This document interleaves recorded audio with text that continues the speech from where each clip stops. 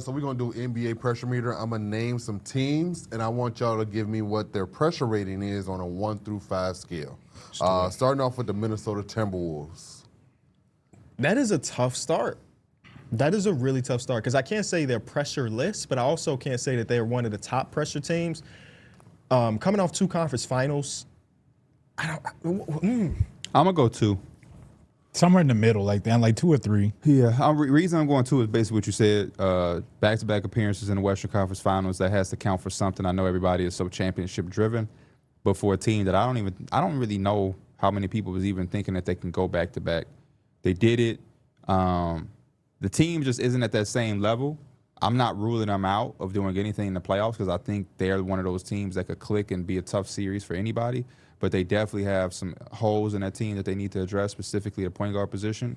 And until I see them do anything like that at the deadline, I can't have them too cemented. But I think they still are a solid and tough outed basketball team led by Anthony Edwards. I will say this is the most frustrated I've seen Anthony Edwards as of recently. No doubt. Like this last week, I've never seen him walk off the court or anything like that. So he's definitely feeling some sort of frustration. He's saying that something need to change. So him by saying something needs to change is him putting pressure on the front office.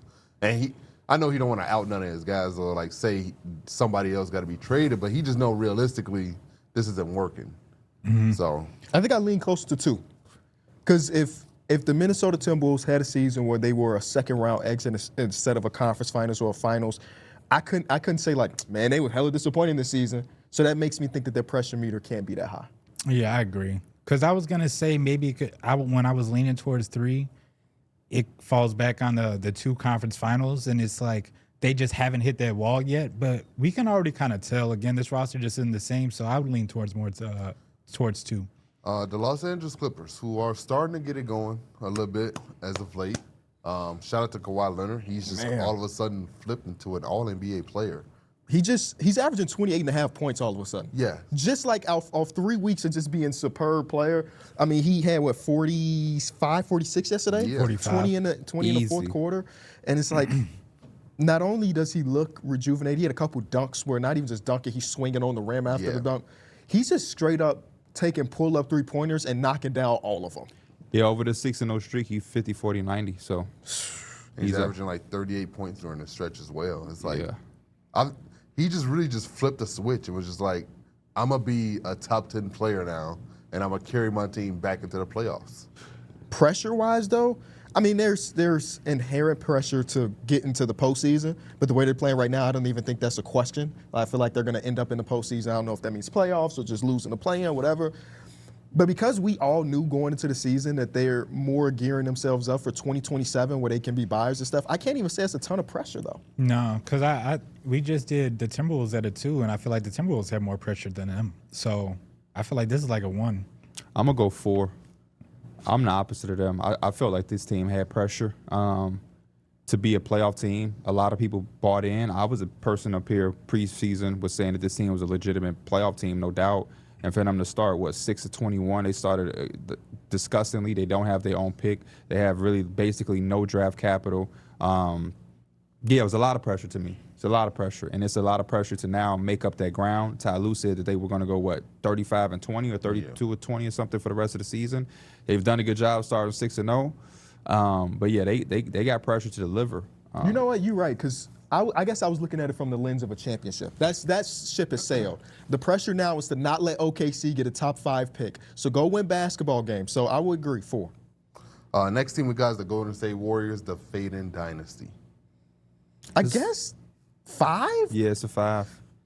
Biased, too. I'm a little biased. I like good basketball players. I like legendary basketball players, so I like Steph Curry.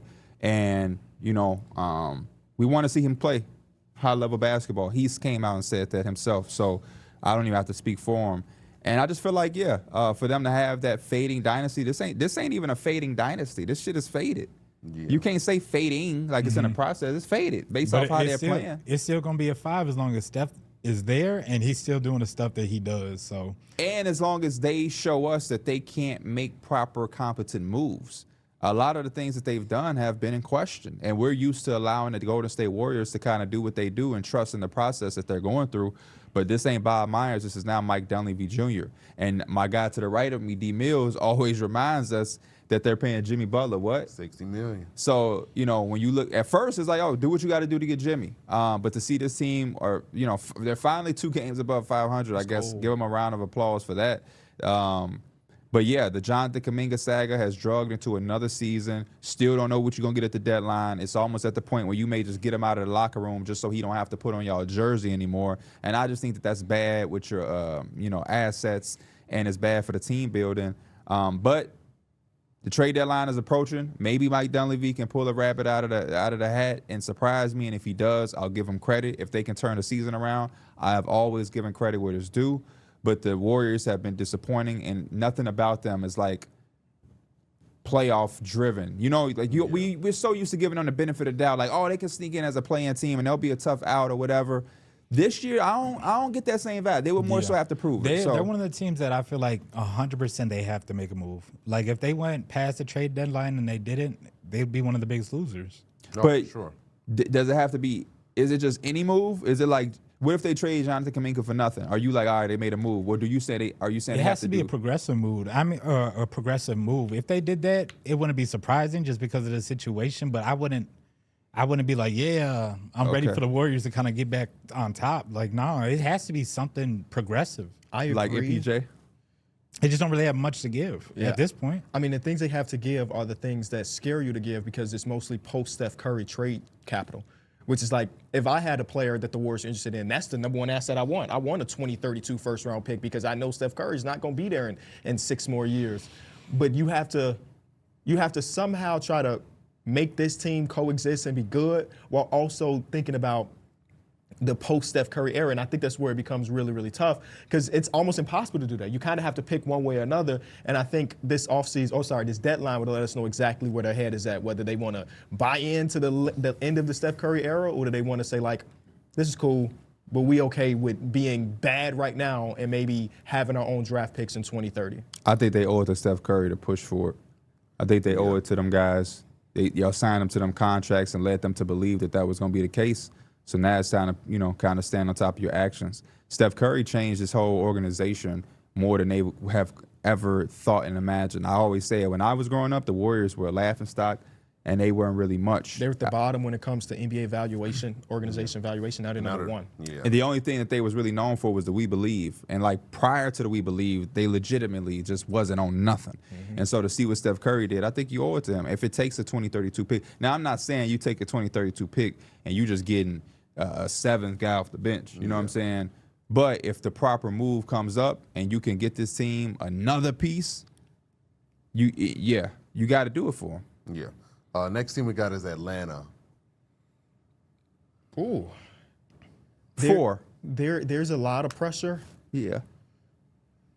I'm going 4 because they invested so much. I'm going 4 because this is a vulnerable state of the Eastern Conference.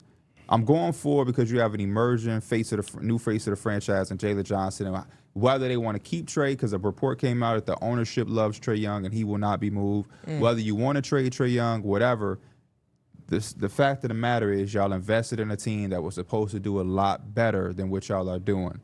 And what is their record? They're like below 500, right? 16 and 18. They either one game over or one game under. 17 and 18. They keep teetering. It's one of those two things. They are currently 16 and 19, actually. Oh, man. Because they were 16 and 18. So sell the whole team. 16 and 19, to me, if this is the best you can do in a year with Jason Tatum, Tyrese Halliburton, Giannis ain't even playing with if this is the best you can do in this year, I don't know what you're going to be able to do. Yeah, when those two teams are back. Well, that's why they're trying to be super buyers, right? Because this ain't work out the way most of us anticipated it would. The pressure is, for me, not just to get wins and losses, but to make whatever that next decision is, whether it be trading Trae Young or trading for Anthony Davis or doing something big, trading Zachary Reese. I say, whatever the big trade ends up being, it has to work. Yeah. It just has to. Yeah, this is like a 5 to me. Again, the expectations were so high. And I think part of it is a little bit of the pressure just on Trae Young, too. It's just, we were all kind of looking at him to take a step this year, or at least he was my dark horse MVP. For like a winning perspective, but it just hasn't worked out like that at all.